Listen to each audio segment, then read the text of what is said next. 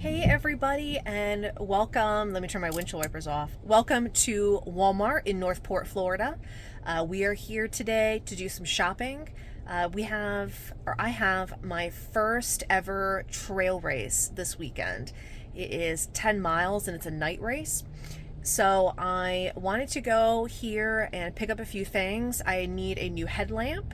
And then I might also take a look at some of the nutrition options that they have, and I just thought I would take you along with me. So let's go ahead inside. A lot of people don't realize that Walmart has this stuff in the store, and you want to go to the sporting goods section. So if you're looking for any sort of like reservoirs or anything, Walmart does carry those.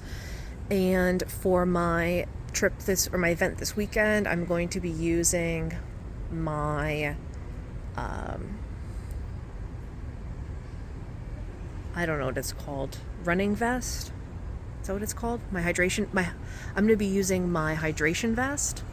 But if you were looking for like a Camelback or like a waist pack like this, Walmart does have those. So what I'm looking for today is a headlamp. And they have a lot of different options. You have like these for $20. You have them as cheap as $3.97 right here. But I want to kind of take a look at all of these to see what's going to work best. Right now I'm really liking this one that's $25. That's on sale for $12.22, and it's rechargeable with a USB. Because one of the things is with the battery ones, yes, the batteries are good, but they're much heavier. So like this one says it's good for 28 hours, and I only need it for 4. So because of the fact that this one is on sale, it does take 3 AAA batteries. So what I'm going to do is I'm going to buy this one, and I'm going to charge it, but then I'm also going to bring AAA batteries just in case there's an issue.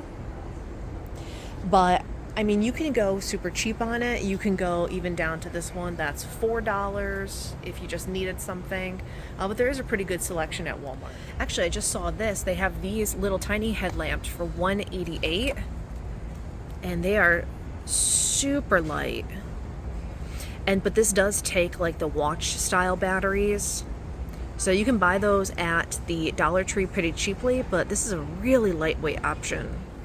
I'm also going to pick up one of these for $1.88. It's very lightweight, and I'm just going to hang it from my pack. I may hang it like so that it's facing down, projecting light as I'm walking. But I'm going to definitely get one of these two just as a backup. And what's nice is this also uses 3 AAA batteries, so I can just have this and either use this or switch the batteries into my headlamp. All right, so this is the section in the sports section that I was mentioning that a lot of people don't know is here, and they do have a ton of nutrition options here, which is really nice. So up here you do have some more high-end stuff. You have another hydration bladder. You have some headbands. You have some Body Glide. You also have like strobe lights, which is nice. So a lot of different options here,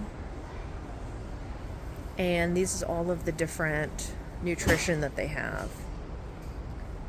So I have a ton of the Honey Stinger waffles. I got those at the Ollie's discount store. I really like these Cliff Blocks a lot. They're like electrolyte like jellies, if you can see that. These are really good. I don't mind the goo, but to me, if I'm going to eat that, it's because I just need something really quick. And because I'm going to be mostly walking this trail run this weekend, I'm going to have no issue to stop and chew my food. But yeah, if I was going to be doing something, especially biking, I think, and if I'm really running, that's when I would go for this. But I'm not, it ain't that serious this weekend. I absolutely hate the low-cut socks. I'm so over them. And so I prefer like these that are higher up, even if they're not, as nice looking. So I'm going to grab another pair of those. I'm going to go with these ones, the performance lightweight ones, I think. And it's just, once you get past how they look, they're just so much more comfortable. You never have to worry about them falling down in your shoes or anything like that. and they're just so much more comfortable. All right, so this is everything I ended up purchasing at Walmart. I got the Body Glide, the headlamp, extra flashlight, Cliff Blocks, and some socks. And we still have to just go to Dollar Tree to pick up a few more items. They request that you make yourself visible and bright. So I'm going to go grab some glow sticks and maybe some other snacks there. All right, and luckily Dollar Tree is right across the street. Okay guys, last stop of the day. It is time for training. Moving forward, just so that you know, this week I actually started a 20-week 50K training program. So once I get through this first race, because this Saturday is actually my first trail race ever, once I get through that, then starting next week I will start posting more like training type videos and kind of stuff like this, like what I did today. But today we are at Celery Fields. It's located in Sarasota, Florida. And this is a really, really unique place for Florida. And I will show you why as soon as I get out of the car. This is Celery Fields. And as you see behind me, it is like, it almost looks like a big abandoned or old, what's it called?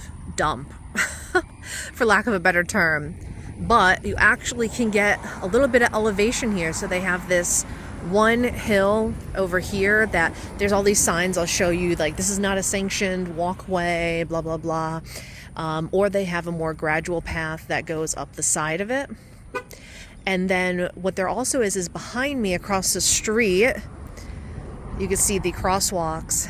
There's a really nice path that goes around kind of like these wetlands over there.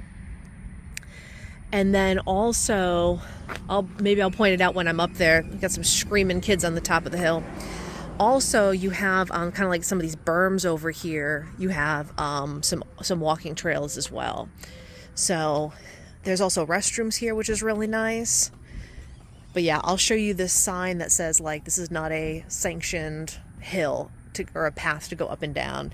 And last time I was here, there was not all this rain damage, all this erosion. It's definitely from that last tropical storm we had that caused all the flooding, especially in Sarasota. Here's a little map so you can see all the trails. This is on this side of the road. This is the old landfill looking thing, hill. And on the other side, you have a nice big path as well that you can cycle around, walk around, bike around. So it's a really great place. It gets super packed on the weekends.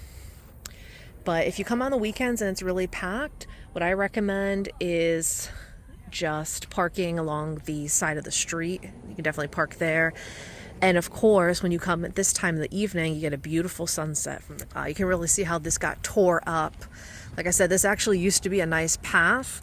And last time I was here, it was actually very sandy. And here's that sign. This is not an official trail. So we're going to stick to the official trails today, just because I don't really like that big steep one. And we're going to go and walk up and down this thing a few times. Next to Celery Fields is Big Cat Habitat. It's not the Carol Baskin one, guys, sorry. But they have a bunch of steer. There's an emu down there. And I guess at certain times of the day you can hear the lions roar. Or the big cats roar. I don't know if they're lions or tigers. Certainly not bears, if you got that joke. But just something interesting to note if you're here and you're wondering what that place is next door.